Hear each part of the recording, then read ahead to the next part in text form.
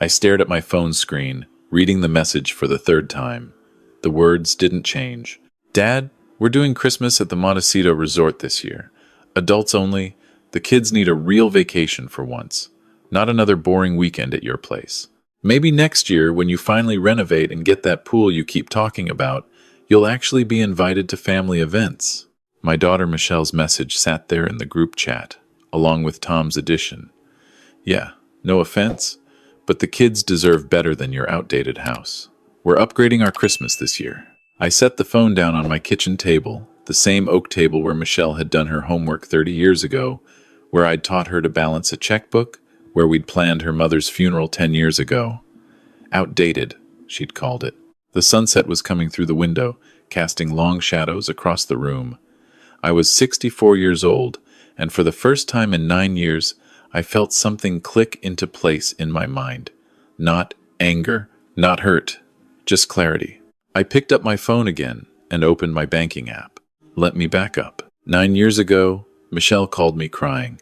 She was 26, newly married to Tom, and they'd found their dream house in San Diego.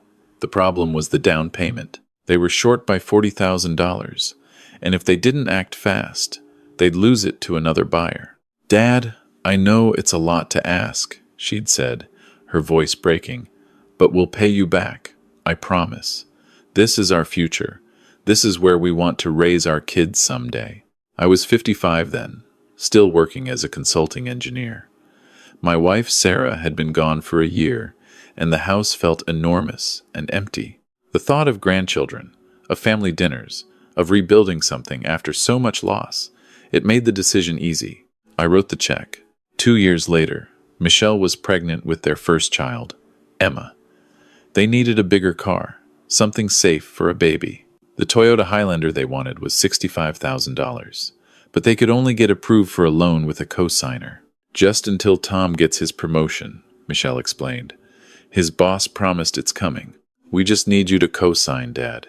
You won't have to pay anything. I co-signed. Then came the promotion that never materialized, and suddenly I was making the car payments, $540 a month. Michelle assured me it was temporary. When their son Jackson was born 3 years ago, they needed a second car. By then, I'd retired from full-time work and was doing occasional consulting. I was making good money, and I had more time. Michelle suggested I just lease a car in my name and let them use it. It's better for taxes anyway, Tom had said, showing me some article on his phone that I didn't fully understand. Trust me, Dad, this actually saves you money. The Audi Q5 lease was $720 a month. Then there was the private school. Westwood Academy cost $38,000 a year per child. It's an investment in their future, Dad, Michelle had said. Don't you want your grandchildren to have every advantage? Mom would have wanted this. Bringing up Sarah. That was the moment I should have seen the pattern, but grief makes you vulnerable to manipulation. I paid for the private school. There were the emergencies, the roof that needed fixing, the medical bills from Jackson's broken arm, the credit card debt that kept appearing. Every month, like clockwork, I'd receive a text. Dad, we're short this month. Can you help? I'd set up automatic transfers. Easier that way. Less of those uncomfortable conversations. Michelle suggested $8,500 a month would cover their gap. Within a year, it had crept up to $10,500 every single month. I kept meticulous records. That was the engineer in me. Every payment, every transfer, every expense logged in a spreadsheet that I updated weekly but never really analyzed. Because what would be the point? This was family. You help family. And they did visit. Once a month, Michelle would bring Emma and Jackson over. But the visits got shorter. The kids were always tired, or Tom had work to do, or Michelle had a headache. Last Thanksgiving, they'd stayed for less than 2 hours. I'd spent 3 days preparing Sarah's famous recipes, trying to recreate the holidays we used to have. Michelle had barely touched her plate. Tom had been on his phone the entire time. When I asked if they wanted to take leftovers, Michelle had wrinkled her nose and said, "We're trying to eat healthier, Dad. Maybe less butter next time?" Now, it was December 15th, and I was reading that message about the Montecito Resort. I opened my spreadsheet, 9 years, 108 months. I started adding up the numbers I'd been carefully recording but never totaling. Monthly support, $10,500, x 108 months equals $1,134,000. Down payment on house, $40,000. Toyota Highlander payments, $32,400. Audi Q5 lease payments, $51,840. Westwood Academy tuition, Emma, 6 years, $228,000. Westwood Academy tuition, Jackson, 3 years, $114,000. Emergency expenses, documented, $87,350. Total, won, $687, $590, $1.6 million. Over 9 years, I had given my daughter and her husband nearly $1.7 million. I sat back in my chair, that number hovering on the screen. The house they lived in, I'd checked once, out of curiosity, was worth $800,000. The equity they'd built should have been substantial by now, especially with the San Diego market. I opened my laptop and did something I'd never done before.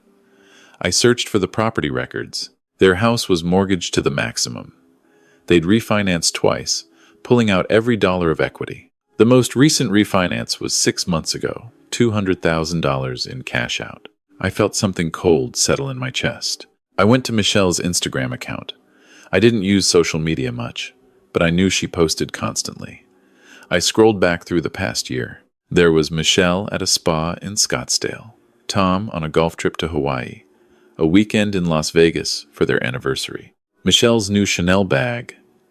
I recognized it because she'd shown it to me, said it was a gift from Tom. Dinner at restaurants I knew cost hundreds of dollars per person. Concert tickets, shopping trips. And then I found it, from 2 months ago. A post from Tom. Finally hit my number at the blackjack table. What happens in Vegas stays in Vegas, except when you win. The comments from his friends were telling. About time you got back to even, bro. And maybe this covers last month's losses? I kept scrolling. There were more. Casino visits, poker night with the boys that seemed to happen twice a week. References to sports betting apps. I opened a new browser tab and searched for addiction counseling services in San Diego. The articles I found described the exact pattern I was seeing. The secrecy, the mounting debt, the constant need for money, the anger when questioned. My phone rang. It was Michelle. Hey, Dad. I saw you read my message. You're okay with Christmas, right? I mean, you understand. The kids are at that age where they need more excitement, and your place is just... How much does Tom lose gambling every month? I asked. Silence. What are you talking about? I'm talking about his Instagram posts, the casino visits, the poker games, the sports betting. How much, Michelle? Dad, that's just guy stuff. Entertainment. You're making a big deal out of nothing. I'm looking at property records right now, I said, my voice calm. You've refinanced your house twice, pulled out all the equity. The house I gave you $40,000 to buy, that I've been effectively paying the mortgage on for 9 years. Where did that money go? That's none of your business. $200,000 from the last refinance. 6 months ago. Where is it? We had expenses. The kids' activities, the cars, maintenance. I pay for the kids' school.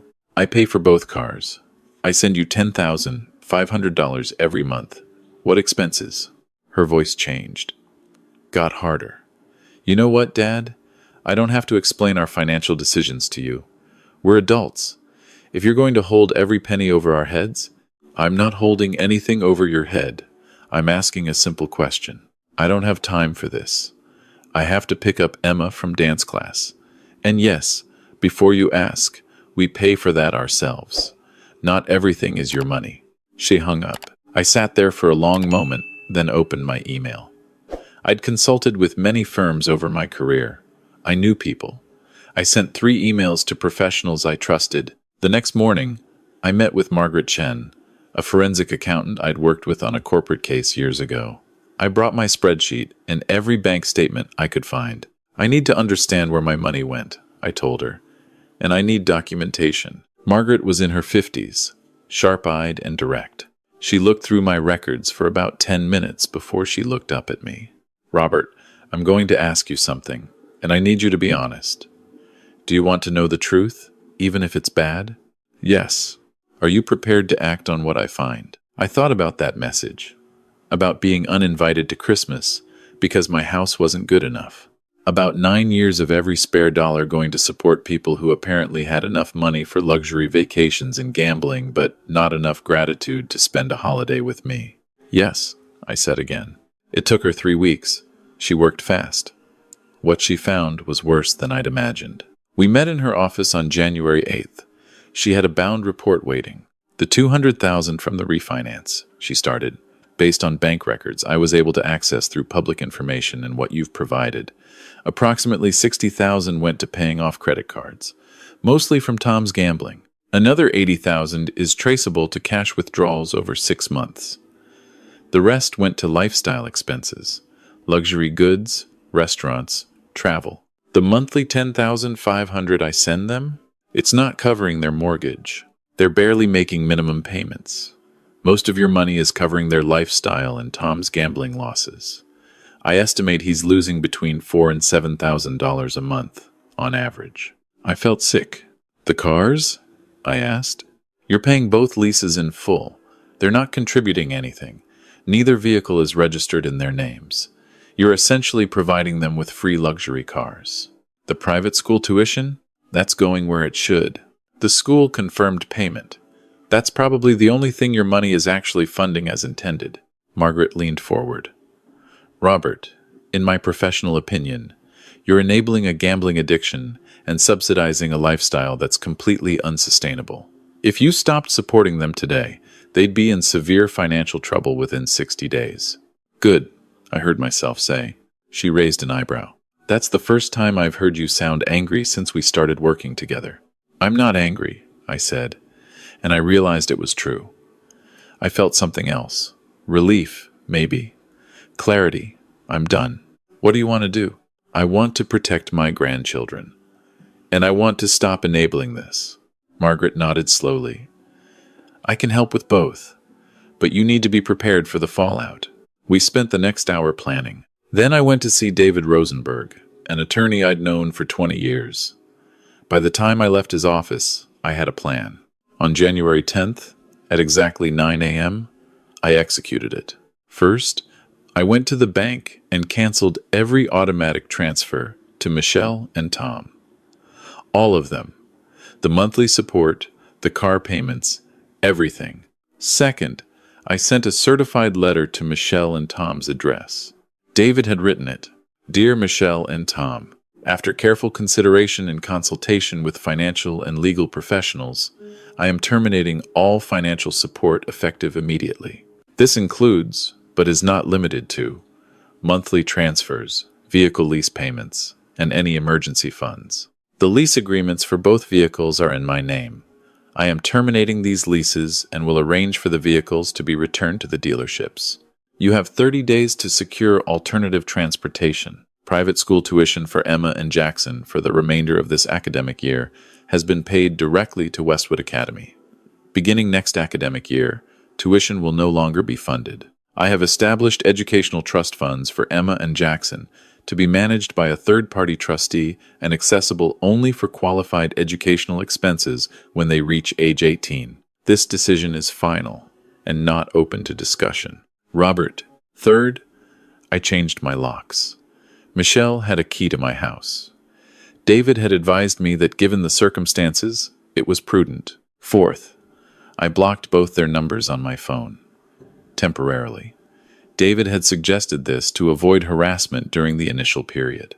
Then I waited. The calls started at 9:47 a.m., 43 missed calls in the first hour. I'd given David and Margaret permission to answer on my behalf if Michelle or Tom tried to reach me through them. By noon, Michelle had left 17 voicemails. Margaret called to tell me that Tom had shown up at her office, demanding to speak with me. She'd had security escort him out. At 2:15 p.m., my doorbell rang. Then someone started pounding on the door. Dad, Dad, open the door. We need to talk. Michelle's voice was frantic. I looked through the peephole. Michelle was there, Tom behind her. He looked angry.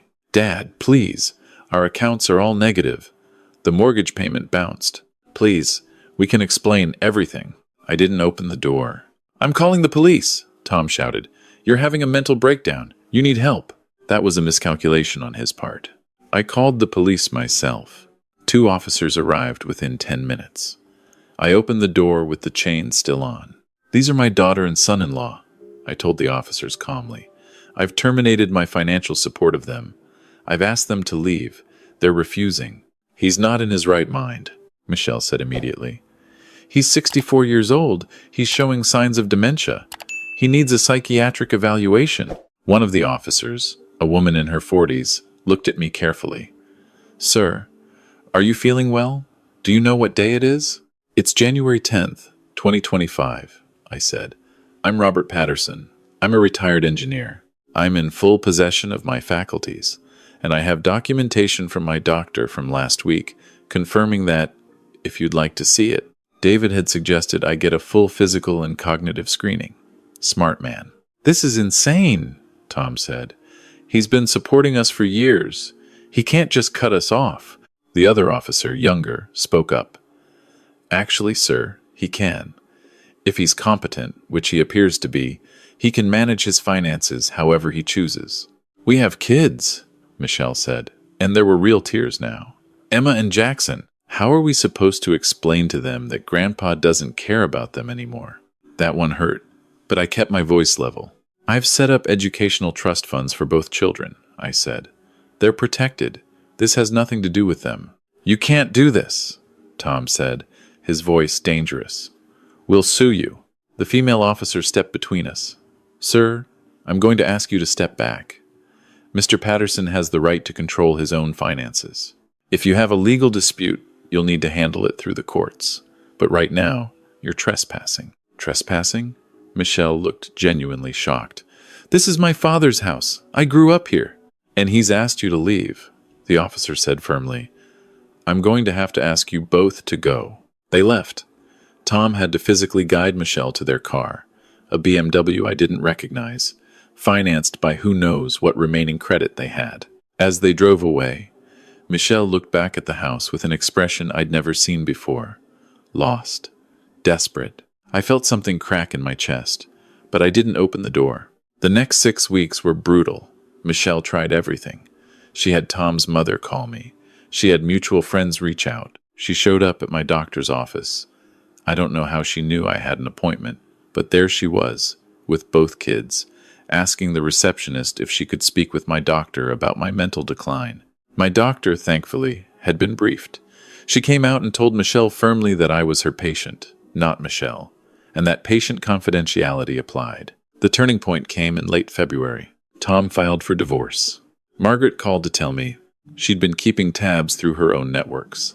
Apparently, a divorce filing is public record in California. He cited financial deception, she said. Michelle hadn't told him about most of the money she was getting from you. He thought it was a few $100s here and there, not $10,000 a month. When the money stopped, he started asking questions. Found out about all the refinancing she'd done behind his back. Behind his back? It was their house. She'd been forging his signature on some of the documents. He's claiming fraud. 2 weeks later, Emma called me. She was 9 years old. I'd unblocked my phone by then, on David's advice that refusing contact with my grandchildren could look bad if this ended up in court. Grandpa? Her voice was small. Mommy and Daddy are fighting all the time. Mommy's crying. She says it's all her fault and she's sorry. My heart broke. Emma, sweetheart, I'm so sorry you're hearing all that. It's not your fault, okay? None of this is your fault, or Jackson's fault. Mommy says she needs to apologize to you. She says she messed up really bad, but she's scared you won't talk to her. I closed my eyes. Tell your mommy. Tell her I'm here when she's ready. 3 days later, Michelle came to my house. Alone. She looked terrible. Weight loss, dark circles under her eyes, her hair pulled back in a messy ponytail. She was wearing jeans and an old sweatshirt, not the designer clothes she'd been favoring. I let her in. We sat at the kitchen table, the same table where this had all started, in a way. "I'm sorry," she said immediately. "I know that's not enough. I know sorry doesn't fix this, but I need to say it. I'm so sorry, Dad." I waited. "Tom's leaving me," she said. "He's filing for full custody. His lawyers say he has a good case because of the financial fraud." I forged his signature on the last refinance. I was desperate. I had credit cards he didn't know about. I kept thinking I could fix it before he found out. "The 200,000, I said quietly. She nodded, tears spilling over. Half of it went to paying off my credit cards. The other half. Dad, I don't even know where it all went. Trying to keep up, trying to look like we had it together. Tom's gambling was bad, but my shopping was worse. Every time I felt stressed, I'd buy something. Then I'd feel guilty, so I'd hide it. Then I'd need more money to cover what I'd hidden. Why didn't you just ask for help?" "I did," she said. "I asked you constantly." "No," I said firmly. "You asked for money. You never asked for help. You never told me Tom had a gambling problem. You never told me you were drowning in debt. You just kept asking for more money and telling me it was temporary." She put her face in her hands. I was ashamed. "I didn't want you to know how bad we'd messed up. Mom was always so good with money, and I couldn't. I kept thinking I'd figure it out, that I just needed a little more time, a little more help." 9 years, I said. $1.7 million. She looked up, shocked. "What?" "That's what I gave you. Total. $1.7 million over 9 years. The color drained from her face. That's not possible." "It is. I have the documentation." She started crying harder. Oh my God, Dad. What did I do?" We sat there for a long time. Eventually, she got herself under control. "I've started therapy," she said. "Court-ordered, because of the divorce. But it's helping. My therapist says I have compulsive spending disorder. She says it's related to Mom's death. The grief I never processed." I felt something soften slightly. "Tom's in therapy too," she continued. "For the gambling. He says he wants to get better for the kids. Even if we're not together anymore." "The kids?" I said. "How are they?" "Confused. Scared. We're gonna have to sell the house. Move somewhere smaller. Take them out of Westwood. I got a job. It's just retail. At Nordstrom. But it's something. I'm trying to show the court I can be responsible." "Michelle," I said carefully, "I'm not going to resume supporting you financially. You understand that, right?" She nodded quickly. "I know. I'm not asking you to. I'm not asking for anything. Except can you forgive me someday? Can Emma and Jackson still have a relationship with me? They're always welcome," I said. "Every weekend if you want. I'll come to San Diego to pick them up with me." She sobbed with relief. "Thank you. Thank you so much. But I need to know you're serious about the therapy. About changing. Because if you're not, if this is just another manipulation, it's not," she said urgently. "Dad, I hit bottom. I've lost my husband, probably my house. My kids might be taken from me. The only thing I haven't lost is you, and I came so close. I can't. I won't do this again." I wanted to believe her. I didn't entirely, but I wanted to. "Okay," I said finally. "Then we start there." That was 4 months ago. Michelle did lose the house. She and the kids moved into a 2-bedroom apartment in a less expensive neighborhood. Tom got joint custody, week on, week off. He's been paying for his therapy consistently and attending GA meetings. Michelle still works at Nordstrom. She got promoted to department manager last month. She's been sending me photos of her paychecks, proud of earning her own money. It's a fraction of what I used to give her, but she's managing. Emma and Jackson come to stay with me 2 weekends a month. Last weekend, Jackson helped me plant tomatoes in the garden. Emma asked if she could learn to cook Grandma Sarah's lasagna recipe. We spent Saturday afternoon in the kitchen. She was so careful, so precise, writing down every step in a notebook. "I want to make this for Mom," she said. "She's been really sad lately." Michelle is still in therapy.